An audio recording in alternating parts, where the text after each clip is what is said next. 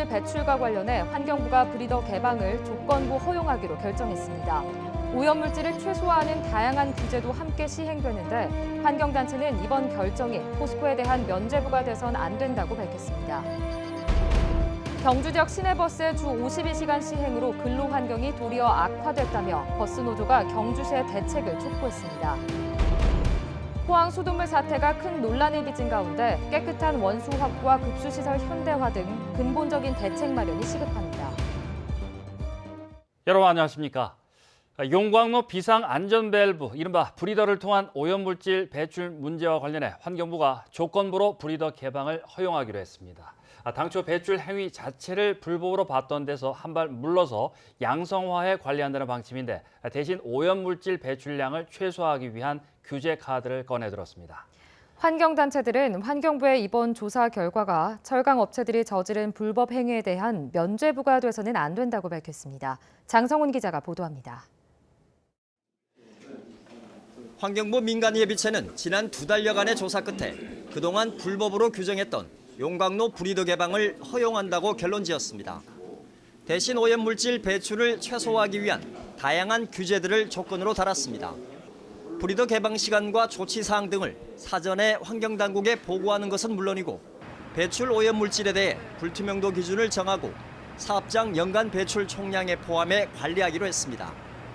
세부 대책으로는 브리더를 열기 최소 3시간 전에 석탄가루 투입을 중단하고 풍압을 낮게 조정하는 등의 작업 절차 개선책들이 제시됐습니다. 또 집진 설비와 연결된 세미클린 브리더의 활용도를 높이기 위해 내년까지 환경부 주관으로 기술 검토를 거친 뒤 현장 적용을 추진할 예정입니다. 환경부는 최근 포스코 브리더 상공 오염도를 시범 측정한 결과 석탄가루 투입을 조기 중단하고 세미클린 브리더를 활용할 경우 먼지가 적게 배출됐다고 밝혔습니다. 하지만 민간협의체에 참여한 환경단체들은 논평을 내고 이번 조사 결과가 포스코 등에 대한 면죄부가 돼선 안 된다며 관할 자치단체의 부적절한 행태를 꼬집었습니다.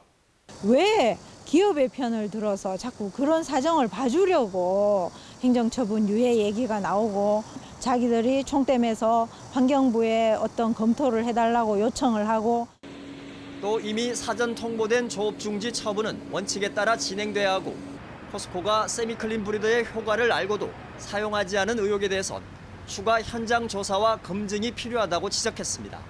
세미클린 브리더에 대한 검증이 좀 미흡했던 거, 그리고 오염도 조사에서 배출량과 투명도 조사 이런 부분들이 충분하게 측정되고 공식적으로 발표되지 않았던 부분이 아쉽습니다.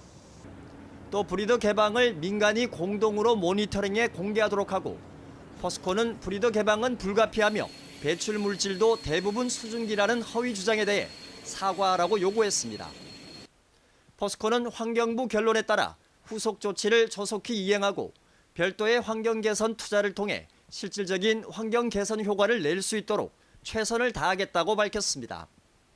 한편 경상북도는 그동안 환경부 결론에 기대 포스코에 대한 조업 중지 행정 처분을 미뤄왔는데 브리더 개방 조건부 허용이라는 환경부 발표가 최종 결정에 어떤 영향을 미칠지 주목됩니다.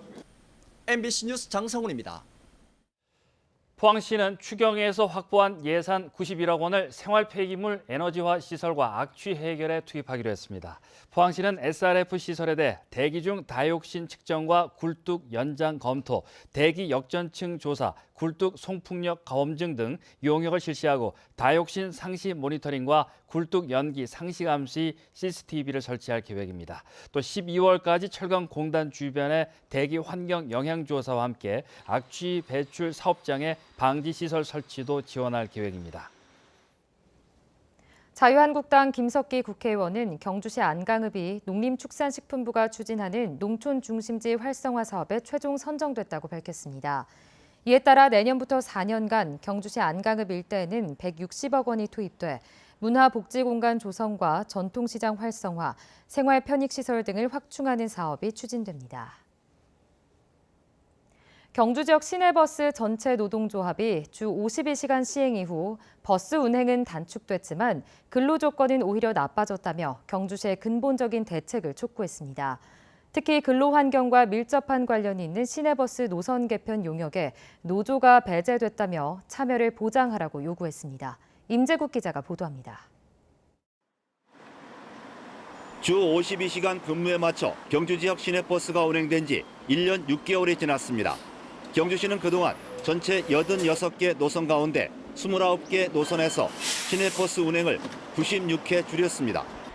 운행 횟수가 줄자 주민 불편이 이어졌고 운전기사들은 휴게 시간이 새로 생기면서 오히려 근로 조건이 악화됐다고 주장합니다. 운행 횟수는 단축이 됐는데 그 중간에 휴게 시간에 그 이상한 시간을 만들어갖고 그 시간들이 갭들이 늘어나니까 출근 시간하고 퇴근 시간이 길어지고. 경주 시내버스 전체 노동조합은 연간 70억 원이 넘는 보조금을 지급하는 경주시가 관리 감독을 제대로 하지 않아 이 같은 문제점이 발생하고 있다며 근본적인 대책을 촉구했습니다. 특히 내년 3월까지 경주시가 추진하는 시내버스 노선 개편 용역에는 버스 노동자 실태 조사 등이 빠져 있고 노조 의견 수렴도 제대로 하지 않고 있다며 용역 과정 참여를 요구했습니다. 노선 개편을 하는데 그 안에 일하는 노동자들의 당사자들의 의견을 요구를 수렴하지 않는 자체가 차후에 문제점이 또 발생하게 될 것입니다. 그리고 일하는 노동자들이 자신의 퇴직금이 제대로 적립돼 불안하지 않고. 이에 대해서 경주시는 조만간 1차 용역 보고안이 나오면 노사와 협의하고 퇴직금 적립 여부 등 현안에 대해서는 수시로 관리하고 있다고 해명했습니다. 저희들도 노선 개편에 아직까지 직접적으로 개입을 안 하고 있습니다. 아마 오늘 용역회사에서 계략적인 노선 개편 안을 가지고 오면은 회사 측하고 근로자 측하고 다시 상의를 할 예정입니다.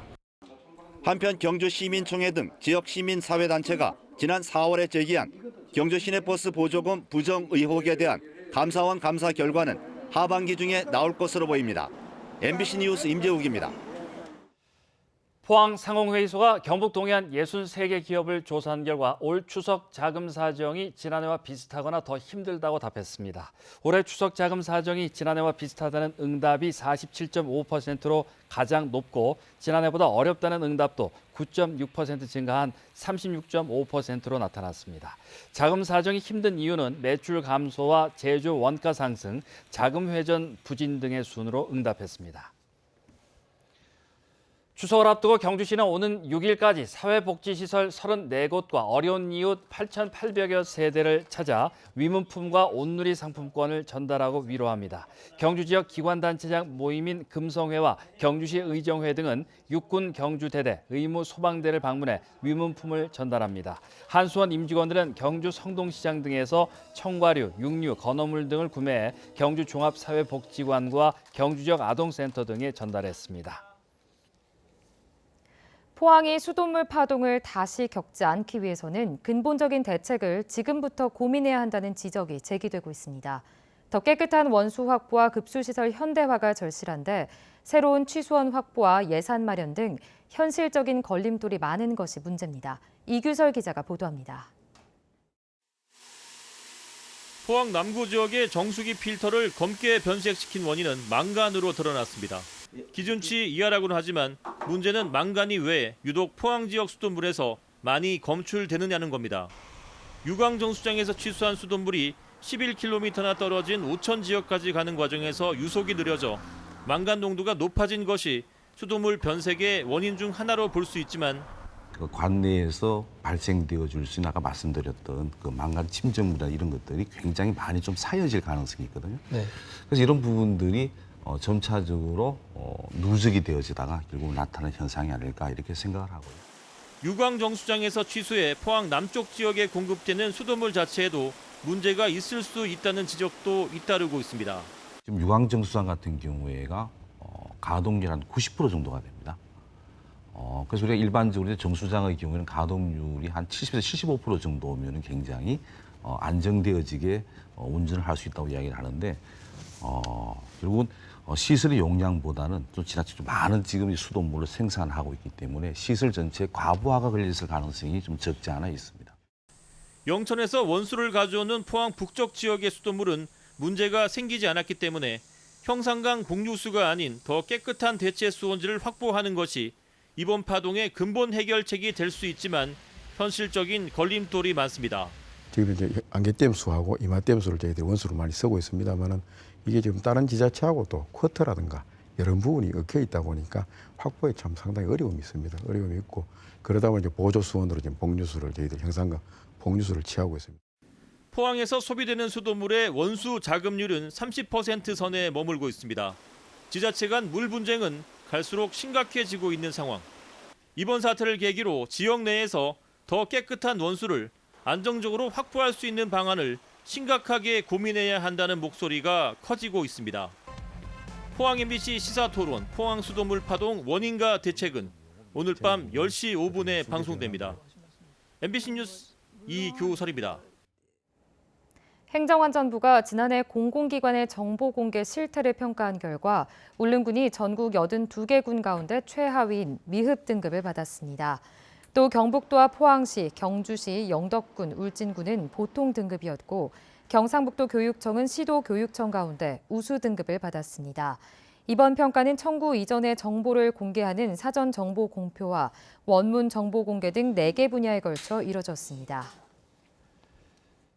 경주 서라벌대 기숙사가 경주시 연합학생생활관이라는 이름으로 경주 지역 모든 대학생들에게 개방됐습니다. 연합학생생활관은 215개 방을 갖췄는데 이번 학기부터 서라벌대생뿐만 아니라 동국대와 위덕대, 경주대학생들 모두에게 개방됩니다.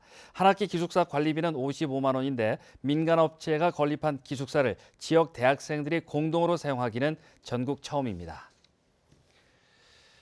포항해양경찰서는 간포파출소에 잠수 구조 인력을 추가로 배치해 구조 거점 파출소로 운영합니다. 구조 거점 파출소는 해양 사고에 신속하게 대처할 수 있도록 구조 전문 경찰관 6명과 최고 속력 35노트인 신형 연안 구조정이 배치됩니다. 한편 포항 구룡포 파출소도 지난 4월부터 구조 거점으로 운영되고 있습니다. 오늘 낮부터 비가 소강 상태에 들면서 가을 장마가 끝났습니다. 금요일 오후부터는 13호 태풍 링링의 영향으로 다시 비가 내리겠고 토요일에는 많은 비가 예상돼 주의가 필요하겠습니다. 안수진 기상캐스터입니다. 오늘 낮부터 가을 장맛비가 점차 소강 상태에 들었습니다. 내일은 오랜만에 비 소식이 없겠습니다. 하늘빛은 다소 흐리겠고요. 아침 최저 기온 22도 안팎으로 선선하게 출발하겠습니다. 낮 최고 기온은 30도 가까이 오르면서 다소 덥겠습니다.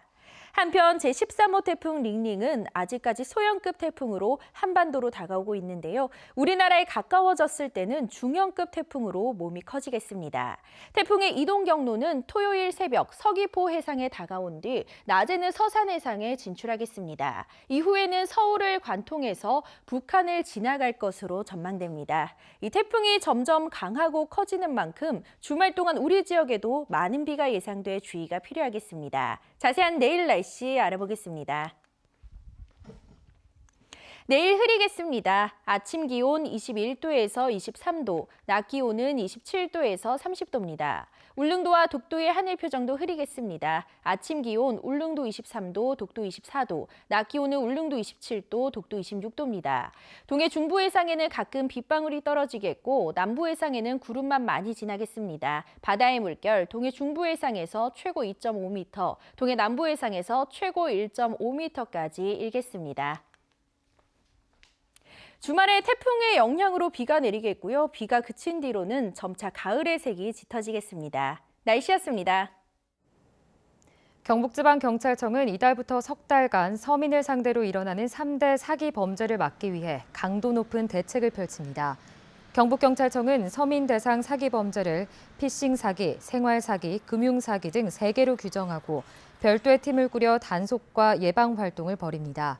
또 금융기관, 시민단체 등과 사기 방지 네트워크를 꾸려 운영할 계획입니다.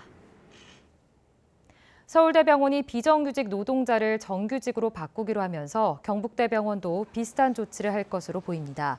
경북대병원 측은 파견 용역직의 정규직 전환과 관련해 오는 11일 노사 간 회의를 열어 큰 틀을 정한 뒤 구체적인 전환 방식을 정하기로 했습니다.